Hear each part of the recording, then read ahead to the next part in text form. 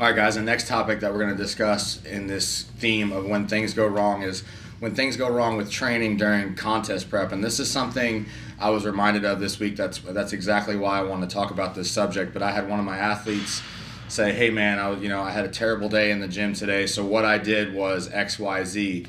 And XYZ for him was that he turned everything into drop sets and he was trying to chase a pump, which is like... And I wanted to correct him because he's new in working in a contest prep with me, so I didn't try to overstep. But that is literally the worst thing that you can do for your training during a contest prep, because what's going on in this environment is that your body's really having a hard time recovering. You don't have the nutrients available to recover, but yet you just decreased your body's capabilities to recover even further by putting it in more of a hole. So when things are going wrong in a contest prep, what should you do? Ultimately, the answer is, and I'm going to say this within the terms of people that are training as hard as they could and they're adhering to the plan. That's an understood statement. But you need to pull back. Now, it's very, very hard for those of us that are locked in mentally, who are having this mindset that I can't be outworked, or if I don't do my best, somebody's going to outwork me. It's hard. It's very hard within the moment. So basically, two options I'm going to give you within that day are to just simply adhere to your plan. Don't deviate from it at all, unless it has something to do with basically your leverages. And then at that point, I would deviate. And what I mean by that is if barbell bench press is in your plan and you're 4 weeks out and you just feel terrible under that, I would simulate that movement, that plan of motion in a different way, whether it's a hammer press or something like that. That's the only deviation that I would do in option number one. Stick to your plan, stick to your rep scheme, stick to your volume. The other thing would be to actually stick to your plan, your rep schemes, and pull back on volume, okay? But we're so mentally hard-headed that within the moment we're like, okay, well, I'm having a bad day, I'm missing my loads, I need to do more. When in reality, if we want to be able to surpass that day and get back to a good system of being our best, we have to do less. And again, it's very hard within the moment, so I wanted to make sure that I said this because I think it's going to be very applicable to a lot of you. I've made this mistake. I made this mistake for 10 weeks straight during a contest prep. I basically threw out everything I believed in for training because I was not hitting my loads, and then week in and week out, I just started doing this, continuous volume approach, kept scaling my volume up, and I couldn't figure out why I was getting worse, and this is exactly why. So ultimately, if you guys aren't mentally confident enough to pull back, I would really, really encourage you to at least stay the same and don't deviate. Certainly don't increase your volume. All right? Well, it's only that. The only exception would be injuries, which we'll get into. Right. That'd be the only exception. Right. But you have to remember, during a contest prep, and this question still comes up: do you change your training? No. Yeah. You do the same thing. You in contest prep, you're fighting to keep muscle, and when you're fighting to keep muscle, you have to do the things that you did to get the muscle. Right. You're not, and chasing a pump is not what you were doing. Right. So you're 1,000,000% right. Anything to add for you? Well, as we move forward through the contest prep, the one thing that I would look at is what you actually said, is aside from injury, is that if you're going to change anything, load targets, volume targets, and total should be staying. But if you're starting off in an off season, one of the things that we do like to do in most people is give them more lateral options for their exercise selection anyway. So we'll get them on a barbell bench press, or we'll get them on a barbell squat, or something of the like.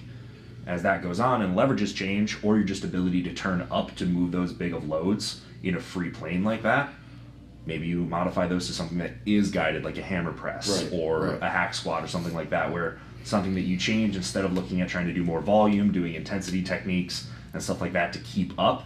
Maybe if you're not keeping up, it's because you just no longer can, and it has nothing to do with your effort.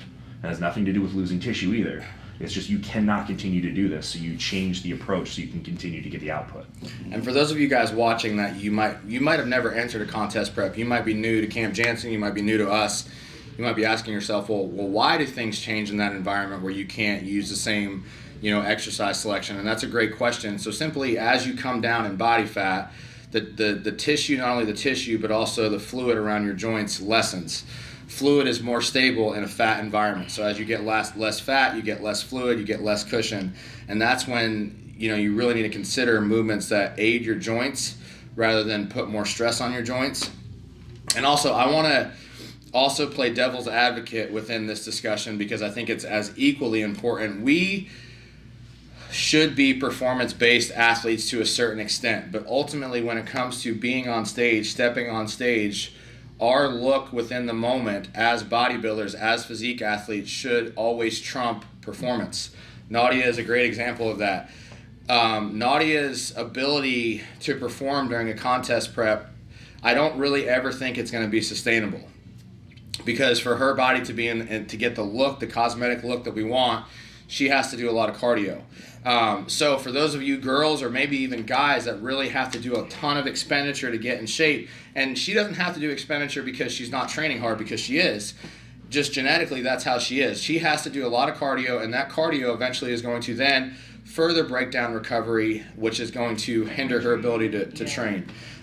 So you can talk about that for a minute, but I also I want to say to you, the conditioning has to trump all, okay? And I think this is where some coaches in the industry that do have this performance-based driven mindset, why their athletes on stage look doesn't matter, is because at times, especially the last 4 weeks, all that should matter is conditioning and then preserving your body to match performance as best as you can. And I say as best as you can because it's not standardized and it might not always be driven up, and you might honestly regress. I mean, realistically, you probably regress 35% in strength, you know? Yeah, I mean, I'm trying to remember around the time when we did my deload week.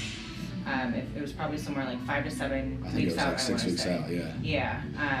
So you were actually with me that day, and I just felt like I hit a wall. Like there was not a lot in the tank to be productive, and without that productivity, I've found that in the past, it was my first deload week ever. In the past, when I had tried to keep pushing and just kind of ignore that kind of feeling in the back of my head and keep pushing through that, I ended up stringy, I ended up fatigued more than I needed to be.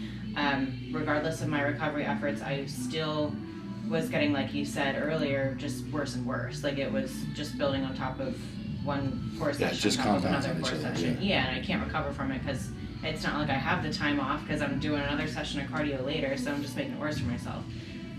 So after that deload week, I really did feel a lot better, even though we're at this point starting to increase my cardio. I'm doing 3 sessions now during the day, and while I might not have been matching what I was in terms of weight on the bar and load, my output, I believe, was a lot better and more productive. I think because we had to respect that boundary between pushing myself and knowing when to respect how hard to push, because riding that fine line really made a difference for us in how I responded, and knowing when to give and take, I think was really important for my progress for sure. Yeah, and to go along with your point, I think that with what you were saying with performance-based or performance-driven based coaches, I think if you're doing it a prep the right way, myself and most people, you shouldn't even really get weaker until maybe you hit that wall of 6 weeks out.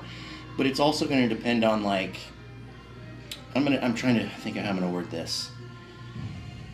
You're saying you're 3 weeks out and you're not in shape, but people are keeping food too high to drive the performance, right? Sometimes you got to just throw that out the window, right? Because you're not going to get in shape. Right. On the other hand, sometimes we've all had those preps where everything just clicks perfectly, and you're still strong 3-4 weeks out, and you're eating a decent amount of food. It's keep it rolling if you're peeled. Right. At that point. Right.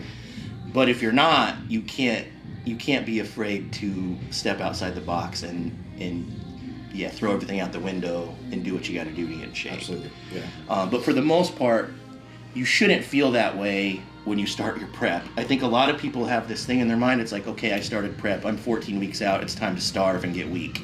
Right. And that's not how it should go. Yeah. You should be strong, if just as strong, or if not, a lot of times I get stronger, or people get stronger up until they hit that wall you're talking about. And then at that point, when leverage starts to change. At that point, then you kind of just have to do what you got to do. Yeah, but even still, up until that point, all of my training was the same as it was, in May, as it was in September, October. Exactly. Nothing changed, and I think that's why I was making the progress I was making. And I think at one point I said to you, I was like, my glutes have never been the first to come in like this, and that's because I have more muscle there, because Yeah. I'm not changing my style of training, Right. because the results that, or the execution that got me those results in the first place, were maintaining those. And I don't look skinnier, I don't look more stringy and strung out, and my body never looked tired. There's a lot of people, you can tell when they get on stage, they just look exhausted. Like, they look more than just depleted, they look run down. And regardless of how much I was doing and how little I was eating, I don't think I ever got to that point of looking run down, because we were able to appropriately take into consideration recovery, that push and pull and that tug of war between how much to give and how much to take, and just making sure that we're assessing my biofeedback in terms of whether I'm giving it all in my training sessions and my cardio sessions, and knowing that that's the case, but also looking at sleep and when I'm waking up in the morning. And there's a lot more than what goes into it than just, you know, how many weeks out you are, I think, because a lot of times people's sleep gets affected, and then if their training schedule changes, or how they're reacting to different stimulus in the day, like, for me, I think the biggest reason why I was able to make the progress I did up until that point, and even continue past that, was not changing a thing. And I, at one point, when we did legs together that one day, and I think I was 12 weeks out at that point, I was squatting more than I had in my off season.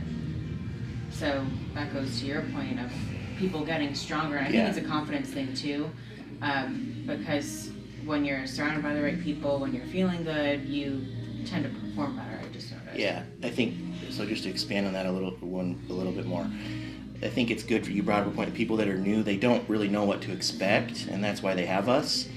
I find the best preps. I would consider it normal. You start your prep, you get stronger up until a point, and usually if things are going right, you hit the wall at 6 weeks out. Because at 6 weeks out, I know that we like to have people pretty much ready. Yeah. Pretty hard. Yeah. And then you hit that wall, but just because you hit that wall, it doesn't mean, okay, now I'm going to change everything and chase a pump, just like you're saying. Right. Still fight. You're not going to be as strong maybe, but you still need to fight to stay as strong as you can in the same rep range with the same principles that you had the whole time. That you're going to be much better off doing that.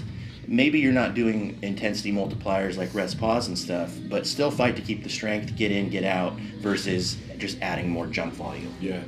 Yeah. One thing I like to tell people too is when you hit that point where you're starting to notice that your leverage has changed and your output's different and you're not able to maintain loads as you were, what I really encourage everybody to do is to basically attack one movement within each training day and really try to maximize that movement, and then the rest of them for the training day just try to maintain. So rather than trying to beat everything, you're basically, you know, going in that day, you're like, I'm going to attack this set of hack squats as hard as I can, and then the rest of the workout, I'm going to try to maintain what I do the previous week. And I think that's a really good system once your recovery capabilities are starting to decrease. Yeah. It's also normal to get a pump and for it to be gone. So you can't even chase a pump at that point. Yeah, The pump, it's not going to happen. Yeah. You can't base it off that. So.